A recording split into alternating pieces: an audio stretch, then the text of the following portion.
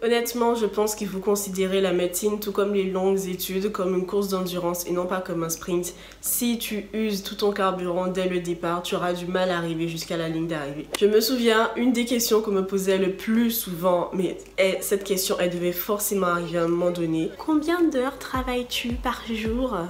En gros, cette phrase, elle ne veut absolument rien dire. Bon, je dis ma moyenne, c'était 6-7 heures. Pour que tu puisses vraiment savoir si ces 7 heures sont efficaces ou pas, il faut vraiment regarder comment tu travailles dans ces 7 heures. Je me disais, le matin, par exemple, je me lève à 6 heures, je commence à bosser à 7 heures et je me mets comme objectif de bosser jusqu'à midi, jusqu'à l'heure du déjeuner. Et comme ça, je sais que j'essaie d'être vraiment productive le matin. Ok, là, ça me fait 5 heures. Et du coup, pendant ces 5 heures, qu'est-ce qui va se passer? Dans l'une de mes vidéos, comment ne plus procrastiner et mieux étudier, j'ai dit exactement comment je travaillais. Je travaille par tranche de 45 minutes, donc je fais 45 minutes, 5 minutes, 45 minutes, 5 minutes, 45 minutes, machin. Et au bout d'un moment donné, je prends une pause plus longue de 15 minutes et ensuite je recommence jusqu'à mes 5 heures. J'ai travaillé pendant... Enfin, j'ai utilisé 5 heures de mon temps.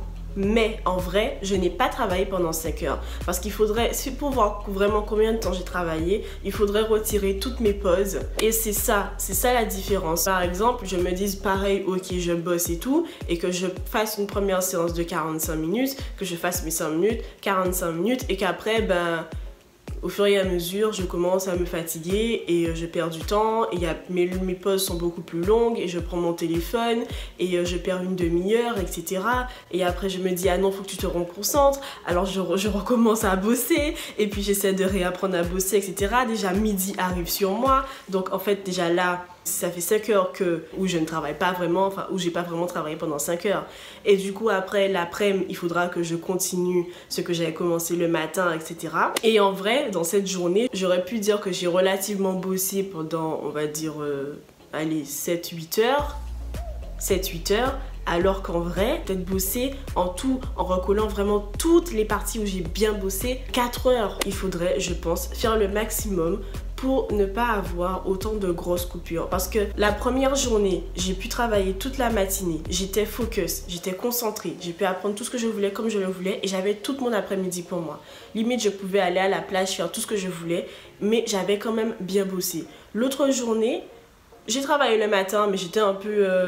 par-ci par-là, mais j'étais quand même dans un truc où je ne pouvais pas sortir, aller voir des amis, quoi que ça, parce que je bossais. Vous voyez le truc?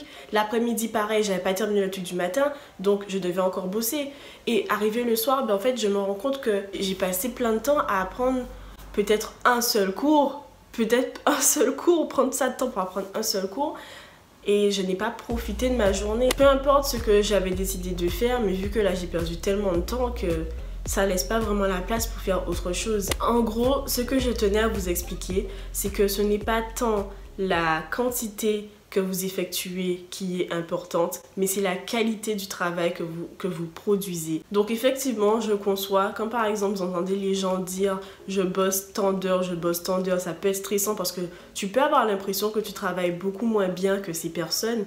Mais en fait, ça ne veut rien dire. Je tenais également à dire un truc. Il y a des gens qui prennent plein de temps pour apprendre un cours. Il y a des cours qu'on ne peut pas comparer. Il y a un cours, tu peux l'apprendre en 1 heure.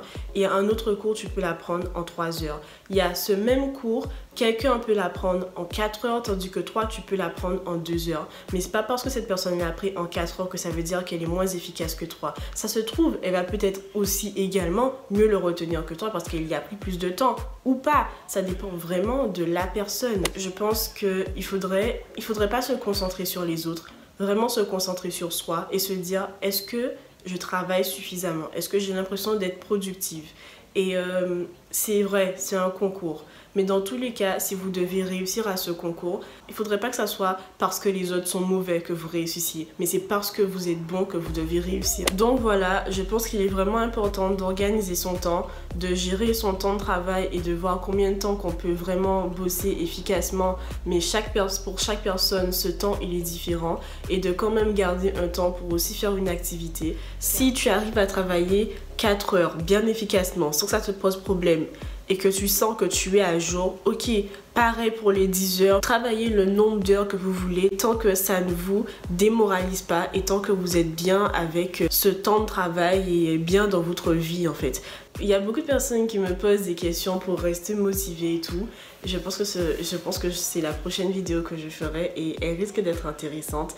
Donc si vous n'êtes pas encore abonné, n'hésitez pas à le faire et puis portez-vous bien.